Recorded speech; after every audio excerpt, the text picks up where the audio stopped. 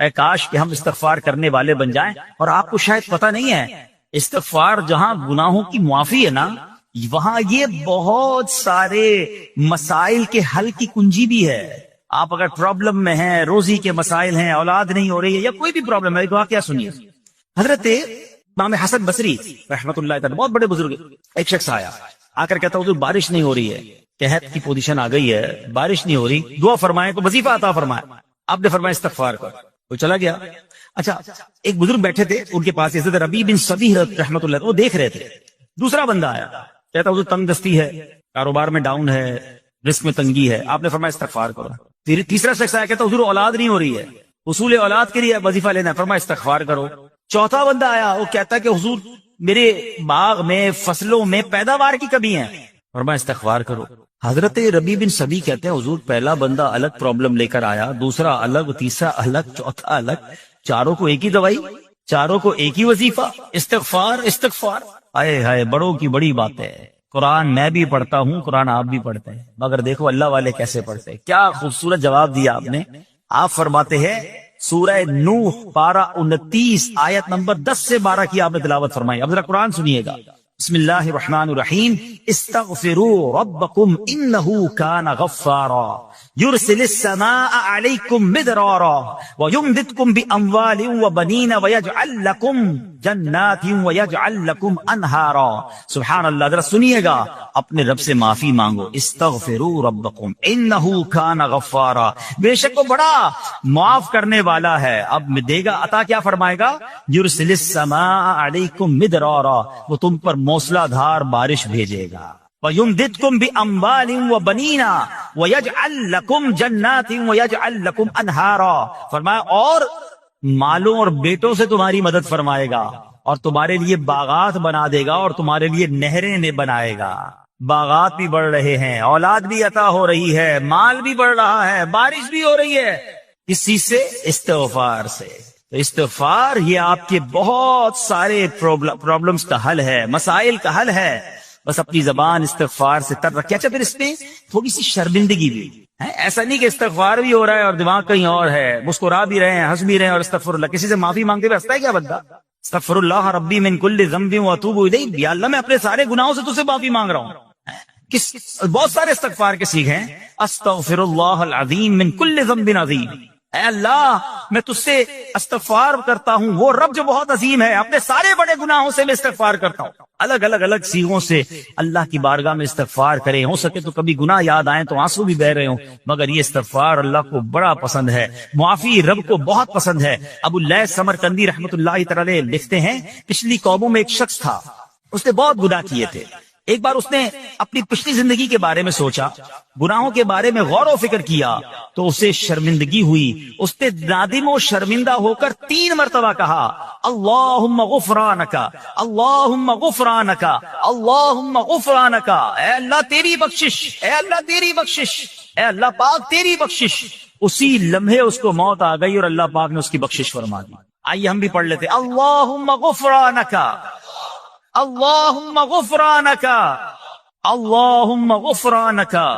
استغفار کرنا، توبہ کرنا، گناہ یاد کر کے شرمندہ ہونا، یہ اللہ کو کتنا پسند ہے.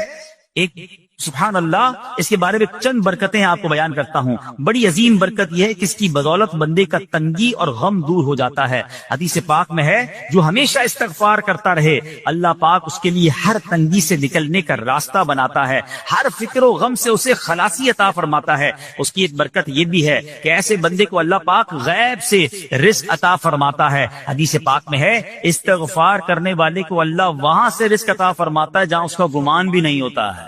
اتنی مہنگائی ہے، اتنی مشکلیں ہیں، اتنی تنگی ہے، لوگ قرضے میں ہیں، کبھی ادھر جاتے ہو کبھی ادھر جاتے ہو. ارے بھائی سب کے پاس جاتے ہو، رب کے پاس کیوں نہیں جاتے؟ استغفار کرنا شروع کر دو، فرمایا ادھر سے روزی دے گا جہاں تمہارا گمان بھی نہیں جائے گا. اس کی برکت سے اللہ پاک دلوں کے زنگ کو دور فرماتا ہے. آئیے پیارے اسلامی بھائیوں، اللہ کو معافی مانگنا، دل سے پکارنا کتنا پسند ہے. میں آپ کو ایک بہت ہی خوبصورت واقعہ بتاتا ہوں، اور یہ واقعہ ہے حضرت موسیٰ علیہ نبینا علیہ الصلوۃ والسلام کا. اللہ پاک نے حضرت موسیٰ علیہ نبینا علیہ الصلوۃ والسلام نے ایک بار اپنی مناجات میں عرض کیا یا اللہ یا رب. اللہ پاک کی طرف سے جواب آیا لبیک یا موسیٰ. آپ نے عرض کی یا اللہ تو میرا مالک ہے، تو خالق ہے، میں تو تیرا بندہ ہوں۔ ارشاد ہوا مجھے یہ پسند ہے کہ جب مجھے کوئی میرا بندہ یا رب پکارے تو میں اسے لبیک کہہ کر جواب۔ اللہ فرما رہا ہے، حضرت موسیٰ نے عرض کی یا رب کیا یہ ہر موتی بندے کے لیے ہے؟ کیا ہر نیک آدمی کے لیے ایسا ہے کہ جب تجھے وہ پکارے تو لبیک فرماتا ہے؟ سنو، اللہ فرماتا ہے ہاں، بلکہ ہر گناہگار بندے کے لیے بھی ہے۔ حضرت موسیٰ نے عرض کی یا اللہ فرما بردار تو تیری اطاعت کرتا ہے، وہ بات تو سمجھ آ رہی ہے، گناہگار پر یہ کرم کس وجہ سے؟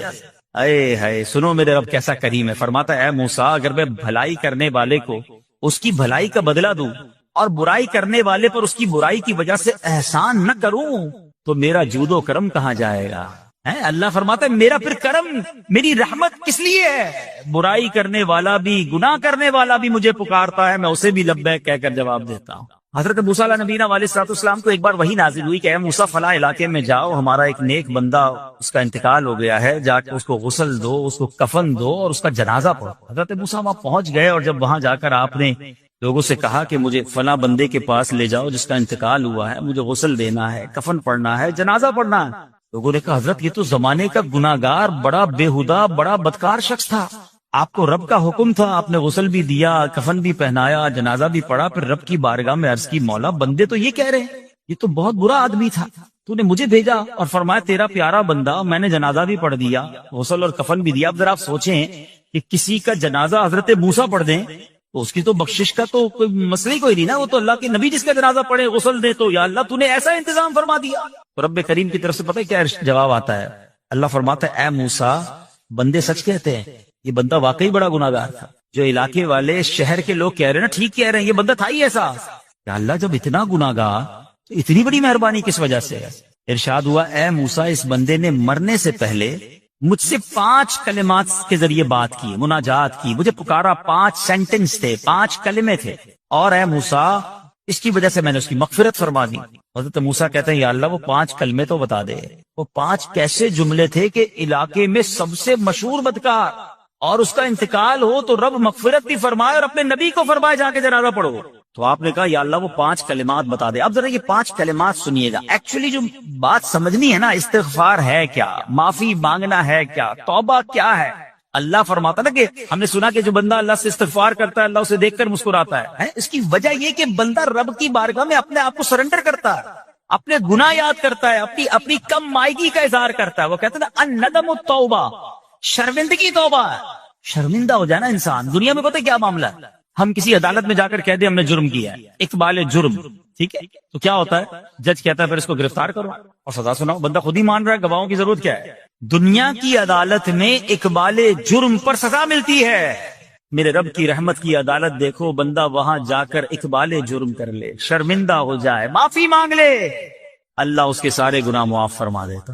یہ فرق ہے دنیا والوں میں اور رب کی عدالت میں، سبحان اللہ۔ وہ حضرت موسیٰ کہتے ہیں یا اللہ وہ 5 کلمے بتا، اور بتائے گئے تو وہ 5 کلمے سنیے گا ذرا۔ وہ بندہ کہتا ہے مرنے سے پہلے اے رب تو جانتا ہے میں نیکوں سے محبت کرتا ہوں اگرچہ خود نیک نہیں ہوں، یا رب تو جانتا ہے میں فاسقوں سے بغض رکھتا ہوں اگرچہ میں خود فاسق ہوں۔ سمجھ رہے بات؟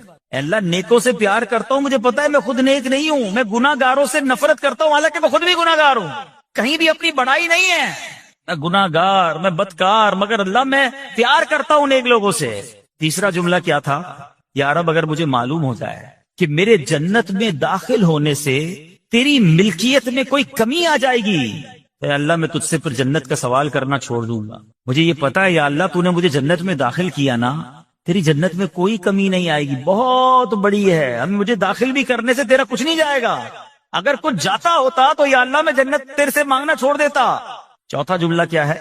اے رب اگر مجھے معلوم ہو جائے کہ مجھے جہنم میں داخل کرنے سے تیری ملکیت میں اضافہ ہو جائے گا تو میں پھر جہنم سے پناہ نہیں مانگوں گا، یعنی اگر تو تیرے ملک میں تیری شان میں اضافہ ہو رہا ہے مجھے جہنم میں ڈالنے سے، پھر تو میں نہیں کہوں گا تجھے کہ جہنم سے نکال، مگر مجھے پتا ہے تو پہلے ہی مالک ہے، تو پہلے ہی خالق ہے، سب کچھ تیرا ہے، مجھے جہنم میں ڈالنے سے تیری کوئی ملکیت میں اضافہ نہیں ہونا۔ اور آخری بات کیا کہتا ہے؟ یا رب اگر تو مجھ پر رحم نہ کرے گا تو پھر کون کرے گا؟ اللہ فرماتا ہے اے موسیٰ میں نے اس پر رحم کیا، یہ میرے کرم کے لائق تھا، میرے کرم کے لائق نہیں تھا کہ میں اسے ناکام لوٹا دیتا، جب اس لیے کلمات کہے تو میں نے اسے درگزر فرمایا، اس کی مغفرت فرما دی، اور میں ہی بخشنے والا مہربان۔ تو اے میرے پیارے اسلامی بھائیوں، آج وہ کام سیکھ کے جانا ہے، سمجھ کے جانا ہے، جس کو جو بندہ کرتا ہے تو رب کی رحمت گویا مسکراتی ہے۔ اب وہ یہ ہے کہ اللہ سے معافی مانگتے رہیں، استغفار کرتے رہیں، اللہ کو راضی کرنے کی کوشش کرتے رہیں، اپنے گناہوں پر ندامت رکھیں کہ جو معافی مانگتا ہے نا اللہ اسے بہت پسند فرماتا ہے۔ حدیث پاک میں آتا ہے التائب من الذنب کمن لا ذنب له، گناہوں سے توبہ کرنے والا ایسا ہے جیسا اس نے گناہ کیا ہی نہیں ہے۔ اچھا، اب ایک اور بہت پیارا عمل جس کو دیکھ کر اللہ مسکراتا ہے، وہی میں نے جو تفسیر بتائی کہ اللہ کی رحمت راضی ہو جاتی ہے اور اللہ کی رحمت برستی ہے، رب راضی ہو جاتا ہے۔ نبی پاک علیہ الصلوۃ والسلام نے فرمایا 3 بندے ہیں اللہ پاک انہیں دیکھ کر مسکراتا اور کیا ہوتا ہے، فرمایا اور بہت خوش ہوتا ہے۔ اب وہ 3 بندے کون سے ہیں، چیک کر لیں ہم ان میں ہیں کہ نہیں۔ فرمایا نمبر 1 وہ بندہ جو رات کو اٹھے، بستر چھوڑے، اچھی طرح وضو کرے، پھر نماز پڑھنے کھڑا ہو جائے، اسے دیکھ کر اللہ پاک فرشتوں سے فرماتا ہے اے فرشتوں بتاؤ میرے بندے کو نیکی پر کس نے اکسایا ہے؟ فرشتے عرض کرتے ہیں مولا تو بہتر جانتا ہے۔ اللہ پاک فرماتا ہے ہاں میں جانتا ہوں مگر تم مجھے بتاؤ۔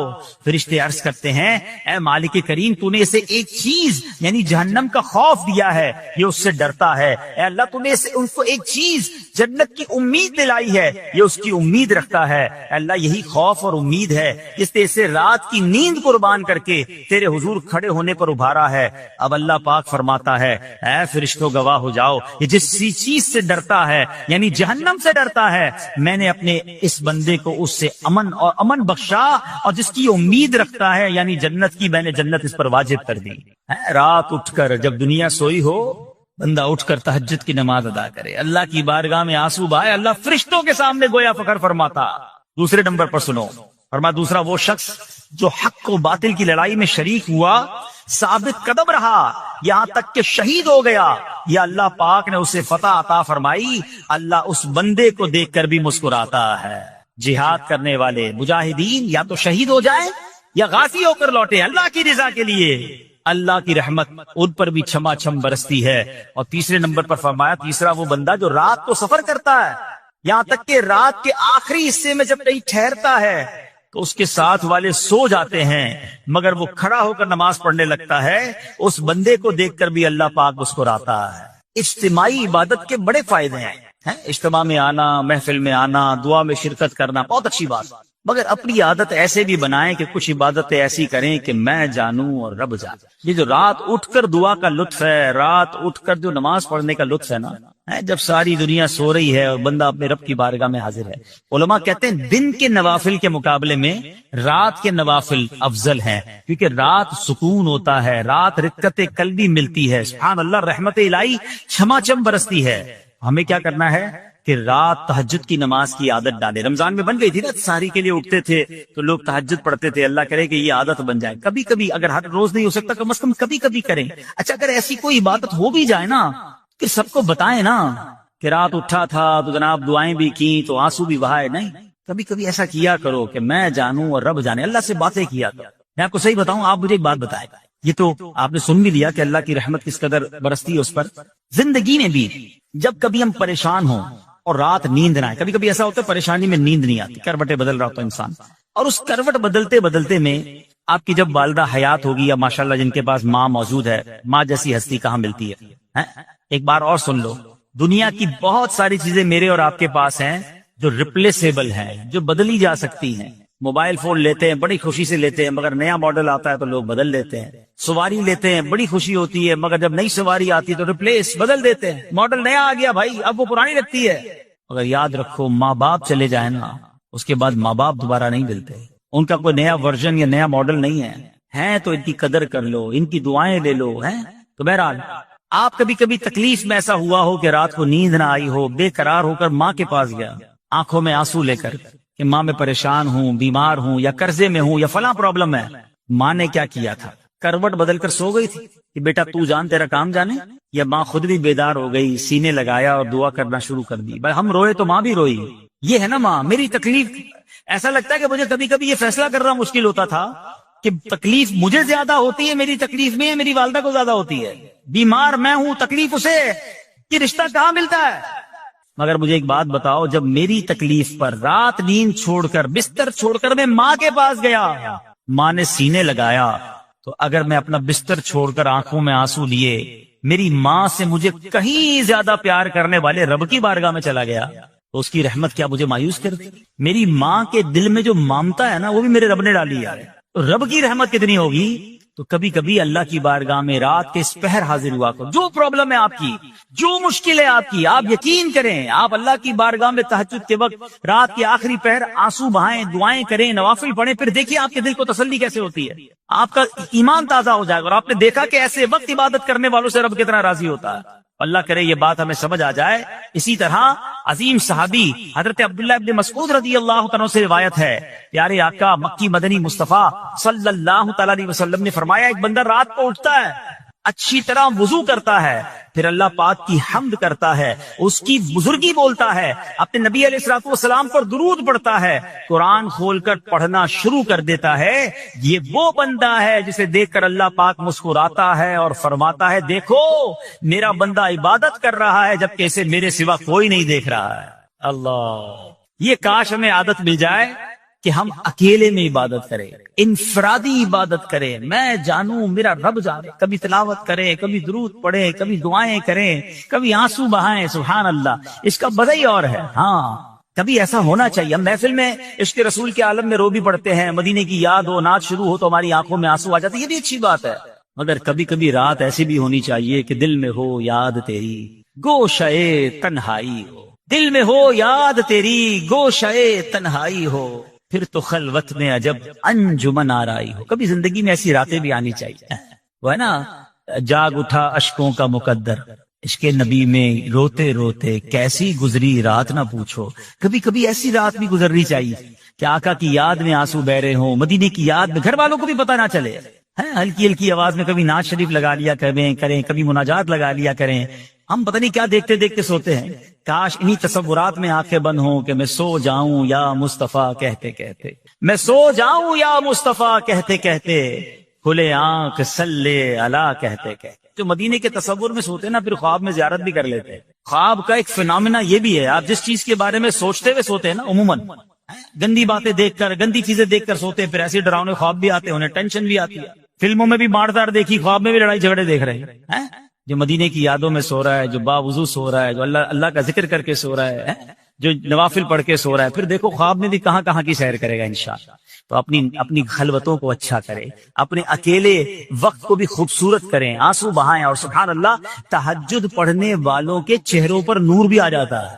ہاں یہ ایک الگ نعمت انہیں ملتی ہے، اللہ نصیب فرما دے۔ اچھا ایک اور خوبصورت کام ہے، اللہ کریم جلد دیکھ کر مسکراتا ہے۔ فرمایا حضرت ابو سعید خدری رضی اللہ عنہ فرماتے ہیں، رسول ذیشان مکی مدنی سلطان صلی اللہ تعالی علیہ وسلم نے فرمایا، 3 بندوں کو دیکھ کر اللہ پاک مسکراتا ہے، وہ قوم جو نماز میں صفیں سیدھی کرتی ہے، اور وہ بندہ جو اللہ پاک کی راہ میں جہاد کرتا ہے، تیسرا وہ بندہ جو رات کے اندھیرے میں عبادت کرتا ہے، انہیں دیکھ کر اللہ پاک مسکراتا ہے۔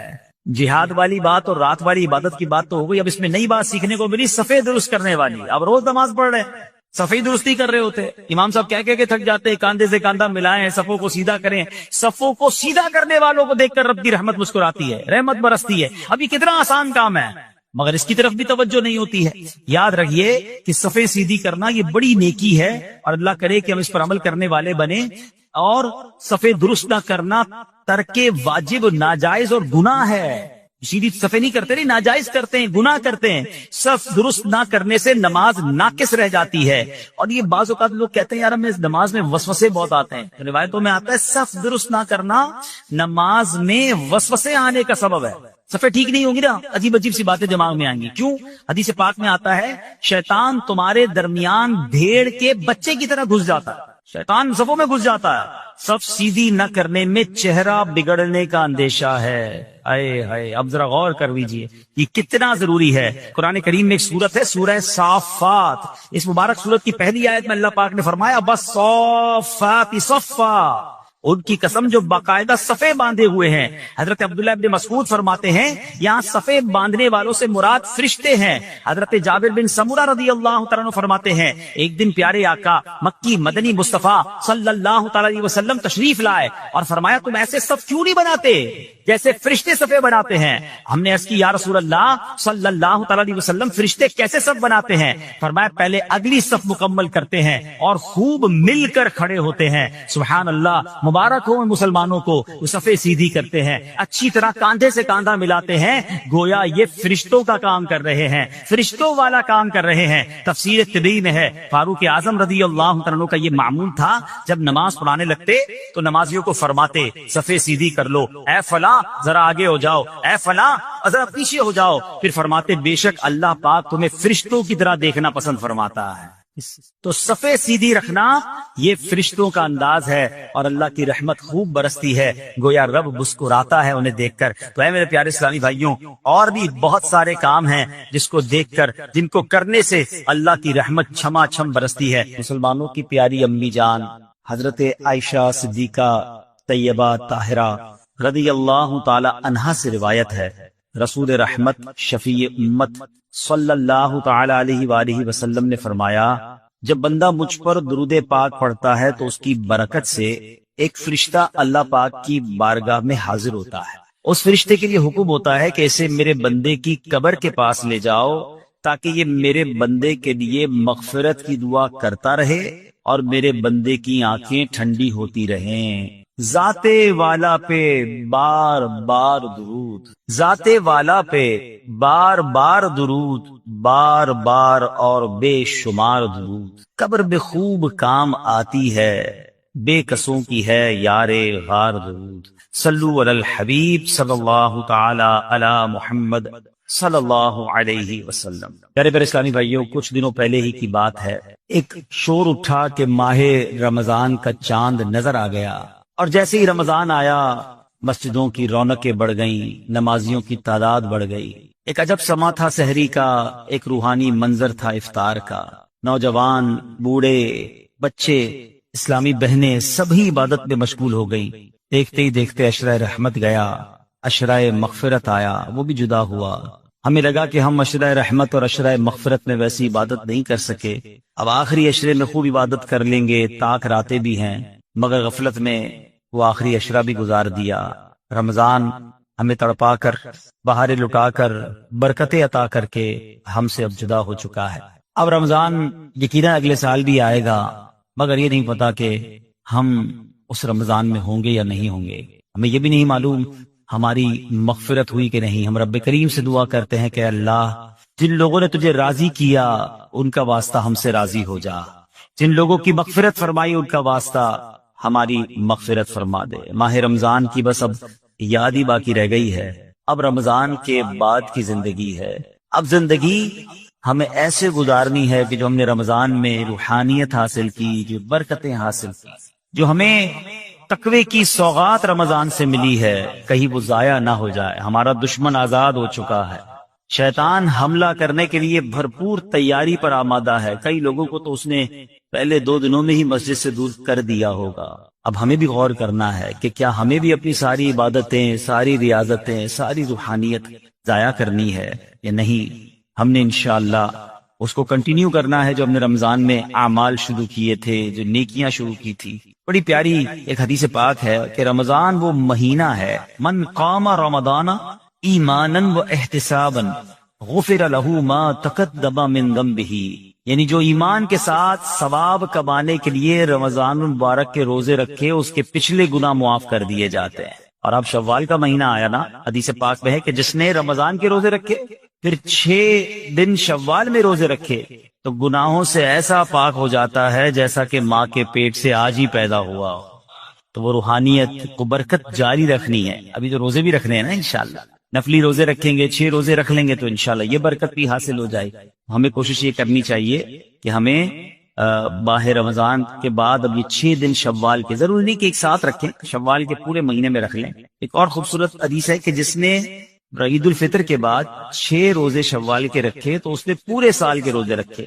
جو ایک نیکی لائے گا اسے 10 ملیں گی. بڑا خوبصورت کیلکولیشن ہے یہ جو 1 مہینے کے روزے رکھے گا ملٹیپلائی بائی 10 تو 10 مہینے ہو گئے اس کے بدلے، یعنی 10 مہینے کے روزے ہو گئے. اب 6 روزے رکھے تو 60 روزوں کا ثواب ملے گا، تو 2 مہینے وہ کور ہو گئے. تو یعنی پورے سال کے روزوں کا ثواب اگر کمانا ہے تو رمضان اور اس کے بعد 6 دن شوال کے روزے رکھنے ہیں. تو انشاءاللہ ہم پورے رکھیں گے انشاءاللہ. اب رمضان کے بعد ہم نے پہلے یہ کیلکولیٹ کرنا ہے کہ جیسے رمضان سے پہلے تھے اب ویسے ہیں یا بدل گئے ہیں. اگر کسی کی رمضان سے پہلے بھی نمازیں قضا ہو رہی ہیں اور جیسے ہی رمضان گیا پھر قضا ہو رہی ہیں، رمضان سے پہلے بھی جھوٹ تھا، ماہ رمضان گزارا اب پھر جھوٹ ہے، رمضان سے پہلے بھی حرام روزی تھی، رمضان گزارنے کے بعد دوبارہ شوال سے وہی حرام روزی شروع ہو گئی ہے، تو پھر اس کا مطلب رحمت کی بارش میں وہ نہایا نہیں ہے، اس کی زندگی میں کوئی بدلاؤ آیا نہیں ہے. رمضان تو بدلنے آیا تھا، ایک نئی زندگی دینے آیا، لیکن دیکھنا یہ ہے کہ کیا ہمیں وہ نئی زندگی ملی یا ہم پھر اسی پرانی روٹین پر، وہی گناہوں بری عادتیں، وہی بری عادتیں، وہی نگاہوں کے گناہ، وہی زبان کے گناہ، وہی کانوں کے گناہ. یہ غور کرنا ہے. اتنا بڑا انعام ملنے کے بعد بندے کو بدلنا چاہیے. مہینہ بندہ کہتے نا کسی بیماری سے نکل کر آتا ہے تو بندہ کہتا نہیں یار اب یہ کام نہیں کرنے، بیماری کے بعد مجھے پتا چلا کہ کتنا مشکل ہے، میں نے یہ والے کھانے نہیں کھانے، میں نے یہ والے. کسی بھی جگہ 1 مہینہ کوئی گزار لے، چاہے وہ ہاسپٹل میں گزار لے، چاہے کسی اچھی صحبت میں گزار لے، چاہے کہیں اچھے کہتے نا انسٹیٹیوٹ میں گزار لے، تو اس کی زندگی میں خوب بڑا امپیکٹ آ جاتا ہے، زندگی بدل جاتی ہے. ہمیں تو پورا مہینہ رحمت کے سمندر میں رکھا گیا تھا، رحمت کی بارش میں رکھا گیا تھا. صبح بھی رحمت، شام بھی رحمت، افطار بھی رحمت، سحری بھی رحمت، دعائیں قبول ہو رہی تھیں، راتوں کو ایک عجب رونق تھی. ماشاءاللہ ہزاروں لاکھوں عاشقان رسول نے، بلکہ آل اوور دا ورلڈ دیکھے تو شاید کروڑوں لوگوں نے اعتکاف کیا. اب اعتکاف کرنے کے بعد بھی نہ بدلا، مسجد میں آنے جانے کے بعد بھی نہ بدلا میں، اور پھر ویسے ہی ہو گیا. پھر قصور کس کا ہے؟ قصور تو پھر میرا ہوا نا. یاد رکھیے قصور بارش کا نہیں ہوتا، زمین کا ہوتا ہے. رحمت کی بارش تو برسی، جو زمین نرم تھی اس نے پھول اگا دیے، جو زمین زرخیز تھی اس نے کھیت اگا دیے، اور جب پہلے ہی گندگی تھی تو بارش کی وجہ سے وہاں کیچڑ ہو جاتا ہے. بندہ بعض اوقات کہتا ہے یار وہ روحانیت نہیں رہی، ہم اجتماع میں جاتا ہوں تو وہ لطف نہیں آتا، دعا میں وہ آنسو نہیں بہتے، پہلے بہت لطف تھا اب وہ کم ہو گیا ہے. کم کچھ بھی نہیں ہوا ہے. دل کی بستی خراب تو نہیں ہو گئی ہے، دل کی بستی خود تو نہیں اجاڑ گئی ہے. میرے اہل سنت لکھتے ہیں نا، بات اسی سے میں نے بگاڑی، دل کی ہاتھوں سے بستی اجاڑی. بات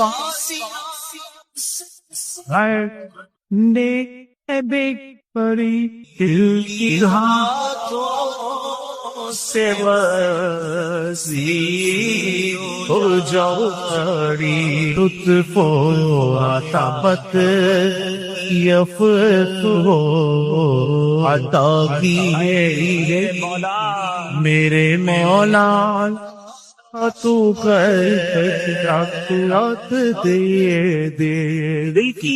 دل کی بستی اجڑنے دینی نہیں ہے. شیطان آیا ہے اجاڑنے کے لیے، پلان پورا ہے اس کا. اس سے سب چھین لینا ہے، اس کی نمازیں، اس کے روزے، اس کی آنسو، اس کی دعائیں، اس کے سجدے، اس کے صدقے، اس کی خیرات، اس کے چہرے پر جو داڑھی سج گئی، سر پر جو امامے آ گئے، بہنوں نے جو پردے کی نیت کر لی. وہ آیا ہے بستی اجاڑنے، وہ آیا ہے ہم سے سب کچھ چھیننے. اب عقل مند وہ ہے جو شیطان کی باتوں میں نہ آئے، رحمان عز و جل کے رحمت کے سائے میں چھپ جائے، مسجدوں میں آتا رہے، نمازوں کی پابندی کرتا رہے، سنتوں پر عمل کرتا رہے. جی اگر چاہے بھی برائی کی طرف تو ان بری محفلوں کی طرف نہ جائے، اپنے گناہوں پر معافی مانگیں گے. انشاءاللہ راتوں کو اٹھ کر جب لوگ سو رہے ہوں گے اللہ کی بارگاہ میں عبادت کریں گے.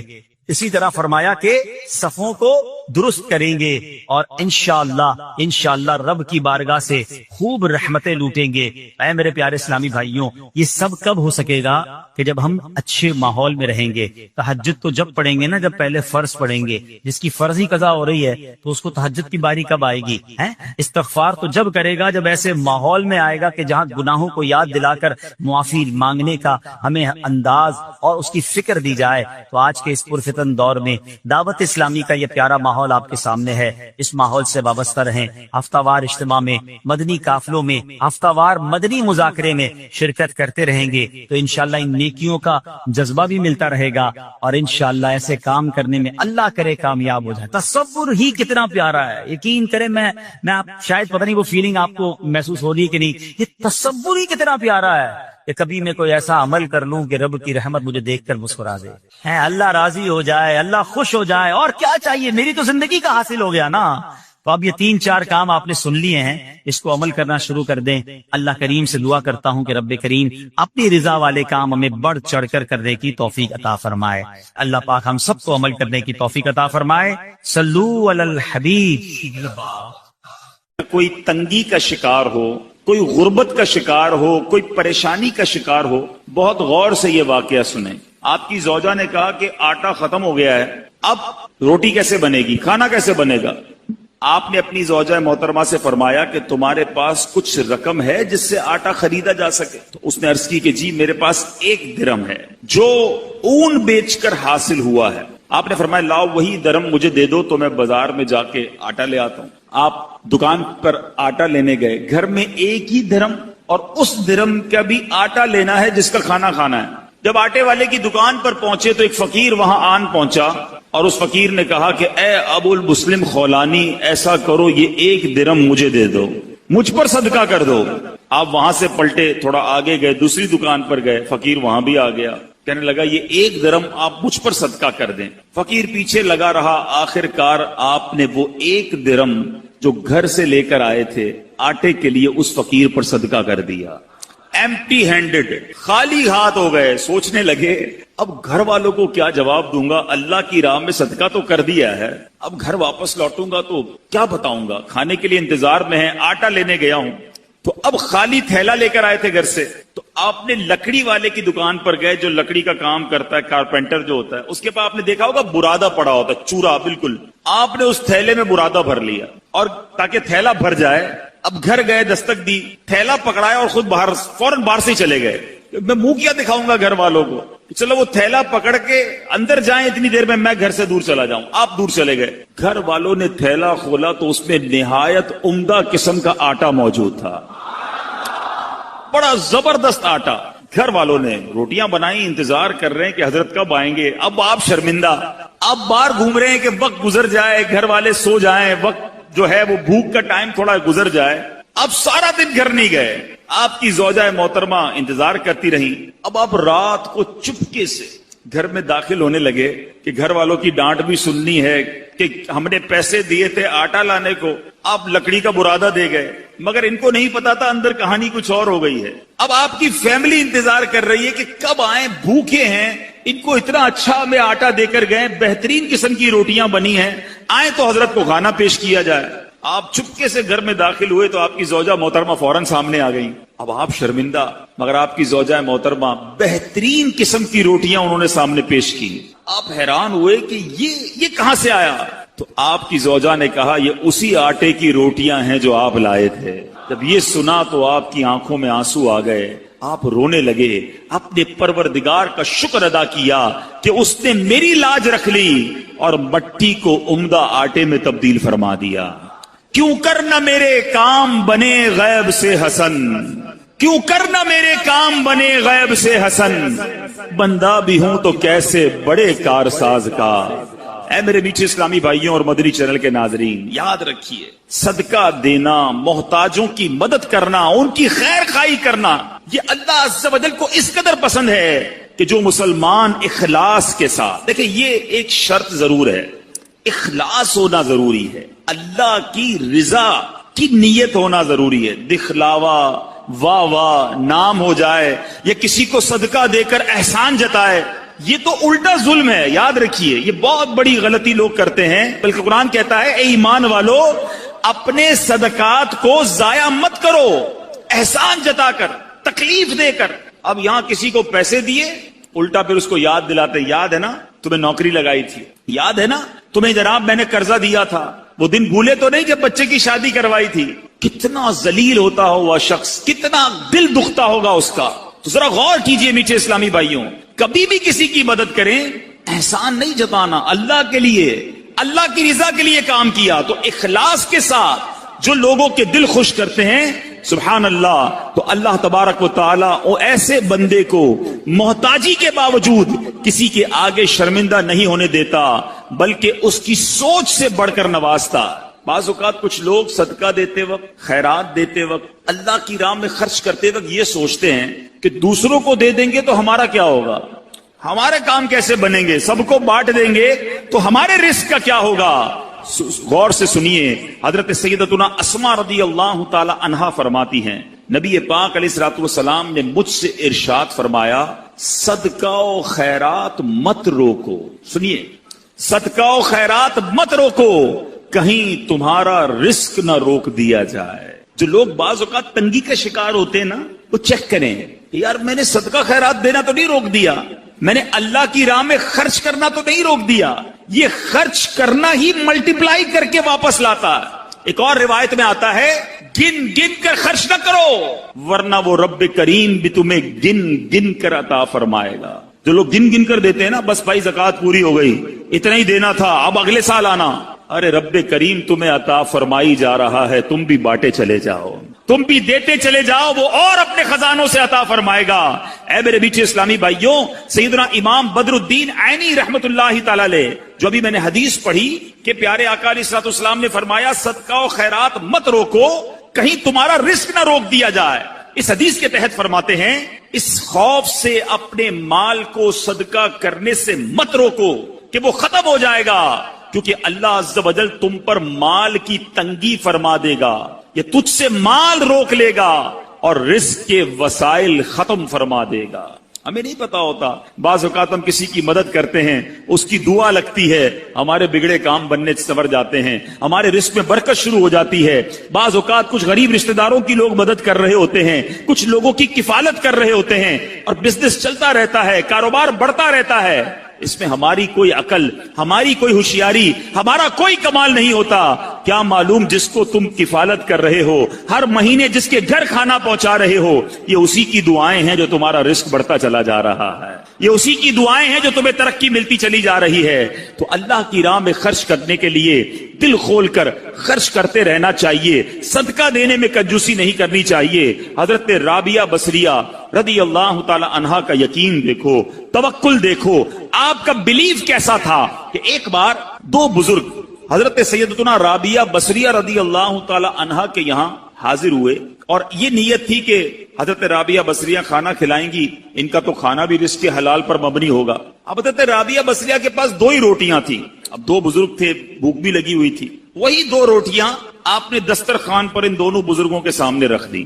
ابھی روٹیاں رکھی تھی کہ دروازے پر دستک ہوئی، کسی سائل نے کہا کہ اللہ کے نام پر مجھے کچھ دیا جائے۔ حضرت رابعہ بصریہ نے مہمانوں کے آگے سے دو روٹیاں اٹھائیں اور اس سائل کو دے دی۔ مہمان ہکے بکے کہ ہم دسترخوان پر بیٹھے ہیں، ہمیں بھی بھوک لگی ہے، دو ہی روٹیاں تھی، دونوں اٹھا کر دے دی۔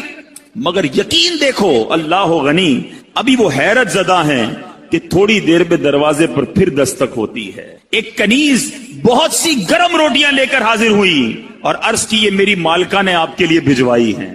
حضرت رابعہ بصریہ نے روٹیاں گننا شروع کی، وہ روٹیاں 18 تھیں۔ آپ نے کہا یہ روٹیاں میری نہیں ہیں، جی حضور آپ کے لیے بھجوائی، کہا میری نہیں ہے، واپس لے جاؤ۔ وہ بزرگ دیکھ رہے ہیں، 2 گئیں، 18 آ گئیں، 18 بھی واپس لوٹا دیں۔ جب مالکن کے پاس وہ کنیز لے کر روٹیاں پہنچتی ہے اور کہتی حضرت رابعہ بصریہ نے تو واپس لوٹا دی ہیں، کہا روٹیاں کتنی ہیں، کہا 18، کہا یہ 2 بچ گئی تھی، یہ بھی ساتھ ملا کر لے جاؤ۔ واپس جاتی ہے، حضرت رابعہ بصریہ کو پھر پیش کرتی ہے کہ میری مالکن نے پیش کی ہے، پھر روٹیاں گنی، 20 روٹیاں تھیں۔ آپ نے کہا ہاں یہ میری روٹیاں ہیں، کیونکہ اللہ کے وعدے پر مجھے سچا یقین ہے، میری راہ میں 1 خرچ کرو میں 10 عطا فرماؤں گا۔ 2 دی تھی تو 18 کیسے آ گئیں؟ اللہ کی راہ میں 2 خرچ کی ہیں تو 20 ہی روٹیاں ملنی ہیں۔ اللہ اکبر۔ اے میرے میٹھے اسلامی بھائیوں، مدنی چینل کے ناظرین، جس دن یہ توکل پیدا ہو جائے نا، जिस दिन ये भरोसा रब पर हो जाए फिर देखें कैसे गैब से काम बनते हैं। हाँ, लेकिन एक बात का ख्याल रखना होगा, कहीं कोई खर्चा करते ही इंतजार करना शुरू कर दे कि आज जनाब मस्जिद के डब्बे में 10 रुपए डाले थे, अब देखो 100 रुपए कब मिलते हैं। पूरा दिन गुजर गया, 100 रुपए नहीं मिले, अगला दिन गुजर गया, फिर भी 100 रुपए नहीं मिले, ये तो 1 के 10 मिलने थे। ऐ मेरे बीच इस्लामी भाइयों, याद रहे रब की रिजा और रब हमारे बारे में हमेशा याद रखें। अल्लाह के जो फैसले हैं ना, इस पर यकीन कर लो कि अल्लाह के जो फैसले हमारे बारे में है ना, वो हमसे बेहतर रब जानता है और रब हमारे लिए हमेशा बेहतर फैसला फरमाता है। जरूरी नहीं कि आपने सदका दिया आपका माल ही बढ़ जाए, हो सकता है उस सदके की वजह से आपसे कोई आफत दूर हो जाए, आपसे कोई मुसीबत दूर हो जाए। मुझे बताएं, आपने 10 रुपए दिए मस्जिद में, 100 रुपए नहीं मिले, लेकिन आप पर आपका एक्सीडेंट होने वाला था, वो एक्सीडेंट से आप बच गए। आप पर कोई खतरनाक बीमारी आने वाली थी, आप उससे बच गए। तो वो 100 रुपए अच्छे थे या एक्सीडेंट से बचना अच्छा था? तो अल्लाह के फैसलों पर यकीन होना चाहिए। अहादीस में इंशाल्लाह आगे बयान भी करूंगा, अहादीस भरी हुई हैं, बहुत सारी अहादीस हैं कि सदका बुरी मौत को दूर करता है, सदका बला को दूर करता है, सदका मुसीबतों को दूर करता है, सदका तंगी को दूर करता है। तो ऐ मेरे मीठे इस्लामी भाइयों, सदका देने में दिल की खुशी के साथ अल्लाह की राह में खर्च करना चाहिए। एक और वाकया सुनिए कि किस तरह सदके से बलाएं दूर होती हैं। सैयदना इकरमा रदियल्लाहु तआला अन्हु फरमाते हैं कि एक मुल्क का बादशाह बहुत जालिम और कंजूस था, बड़ा जालिम बादशाह, और ऐसा अजीबो गरीब कंजूस कि उसने ऐलान कर दिया कि मेरे मुल्क में अगर किसी ने मिस्कीन या फकीर को सदका किया तो उसके कोई गरीब की मदद ना करे, अगर ऐसा कोई करेगा तो मैं उसके हाथ काट दूंगा। यानी खुद गरीब की मदद भी नहीं करनी और पूरे मुल्क में भी कोई गरीब की मदद ना करे। बड़ा अजीबो गरीब ऐलान था। अच्छा जनाब, अब एक खातून थी, लोग तो खौफ से डर गए थे, कोई सदका नहीं दे रहा था, कोई खैरात नहीं दे रहा था। एक दिन फकीर मजबूर होकर एक औरत के पास आया और कहा मुझे अल्लाह के राह में कुछ दो, मैं बहुत भूखा हूं, खाने के लिए कुछ नहीं। वो औरत ने भी बादशाह का ऐलान सुना हुआ था, वो भी डरी हुई थी, उसने भी सदका देने से उसने सोचा कि सदका दूंगी तो मेरे भी हाथ कट जाएंगे। लेकिन फकीर ने कहा मुझे अल्लाह अज़्ज़ा वजल की रिजा की खातिर कुछ तो खाने को दे दो। वो इल्तिजा करता रहा, आखिर उस औरत के दिल में रहम आ गया। उस औरत ने उस फकीर को सदका दे दिया, खाने को दे दिया। अब 2 रोटियां दी उसे खाने को। फकीर रोटियां लेकर दुआएं देता हुआ चला गया। बादशाह को पता चल गया कि मुल्क में एक ऐसी औरत है जिसने किसी फकीर को सदका दिया। उसने अपने बंदे भेजे और इस खुदा तरस रहम दिल औरत के दोनों हाथ काट दिए गए, इसके दोनों हाथ कट गए। अब मीठे इस्लामी भाइयों, कुछ अरसे के बाद बादशाह ने अपनी वालदा से कहा कि मुझे अपनी मुमलिकत की सबसे हसीन लड़की से शादी करनी है। उसकी मां ने जब मालूमात करवाई तो पता चला पूरे मुल्क में एक लड़की सबसे ज्यादा हसीन है, मगर उसमें एक खामी यह है कि उसके दोनों हाथ नहीं है। उसने बादशाह से कहा, बादशाह ने लड़की को देखा, उसे पसंद आई, उससे शादी कर ली और वो औरत अब मलका बन गई। जिसने 2 रोटियां सदका की, हाथ कट गए, अब वो बादशाह की ज़ौजा बन गई। बड़ी जिंदगी आराम से गुजरने लगी, मगर एक और इम्तिहान उसकी जिंदगी में बाकी था। फिर क्या हुआ कि क्योंकि और भी उसकी बीवियां थी बादशाह की, नई नवेली दुल्हन के साथ बादशाह बहुत वक्त गुजारता, बड़ी नवाजिशात करता। दूसरी जो बीवियां थी वो हसद करती थी। एक मर्तबा बादशाह तवील अरसे के लिए मुल्क से बाहर गया तो बादशाह की बीवियों को अच्छा मौका मिला।